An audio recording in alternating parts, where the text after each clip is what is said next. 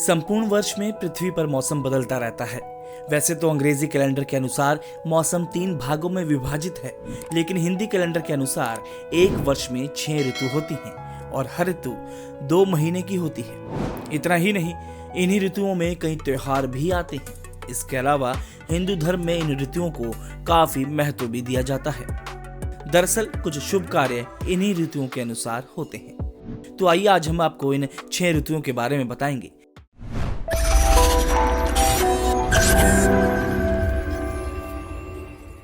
ये तो सभी जानते हैं कि एक साल में 12 महीने होते हैं और इन 12 महीनों में 6 ऋतु आती हैं और इन ऋतुओं में सर्दी और गर्मी अलग अलग स्तर पर पड़ती हैं। इतना ही नहीं, ये सभी ऋतुएं एक दूसरे पर आधारित होती हैं और सभी ऋतु की अपनी अपनी विशेषताएं और महत्वता होती है। आपको बता दें कि साल में पहली ऋतु बसंत ऋतु आती है। इस दौरान ना तो ज्यादा गर्मी होती है और ना ही ठंड होती है। मौसम सुहावना होता है और लोगों को ये मौसम काफी लुभाता है।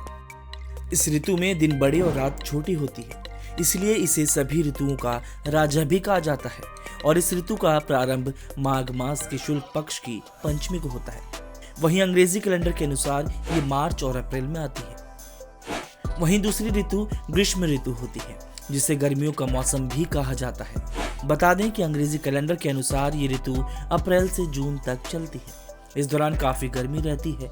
वहीं ये मौसम हिंदू कैलेंडर के अनुसार वैशाख के शुक्ल पक्ष के मध्य से शुरू होता है और ज्येष्ठ आषाढ़ तक चलता है। लेकिन जब ये ऋतु खत्म हो जाती है तो फिर वर्षा ऋतु आती है और धरती पर फिर से हरियाली छाना शुरू हो जाती है। इस मौसम में बारिश की ठंडी बूंदें तपती धरती की प्यास बुझाती है और सभी सूखे तालाब और कुओं को पानी से भर देती है। इसके अलावा आपको बता दें कि इस मौसम का समय जून और अगस्त तक होता है और हिंदू महीने के अनुसार इस ऋतु का समय आषाढ़ से सावन तक का होता है। वहीं शरद ऋतु के मौसम में आकाश में सभी दिशाओं में सफेद बादल छाए रहते हैं और गर्मी भी कम हो जाती है। इसके अलावा ये ऋतु अगस्त महीने में शुरू होती है और अक्टूबर तक चलती है। वहीं हिंदू महीने में इसका समय भाद्रपद से आश्विन तक होता है। इस दौरान सुबह सुबह पौधों पर ओस की बूंदें देखने को मिलती हैं। लेकिन क्या आप जानते हैं, हेमंत ऋतु के आते ही मौसम बदल जाता है और ठंड होना शुरू हो जाती है।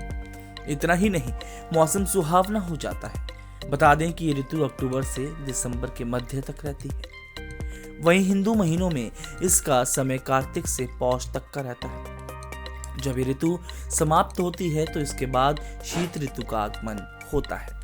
इस दौरान ठंड भी ज्यादा पड़ती है और साथ ही कहीं कहीं पर बर्फ भी खूब पड़ती है, जिसकी वजह से ठंड बढ़ती है और शीतलहर चलना शुरू हो जाती है।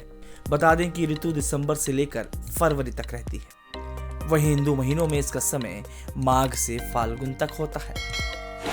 तो ये थी हिंदू कैलेंडर के हिसाब से 6 ऋतु के बारे में खास जानकारी। अगर आप किसी और विषय के बारे में कुछ और खास जानकारी जानना चाहते हैं तो हमें कमेंट कर बताएं और हमारी वीडियो को लाइक करें। बेल आइकन को दबाएं ताकि नई वीडियो का नोटिफिकेशन मिस ना हो।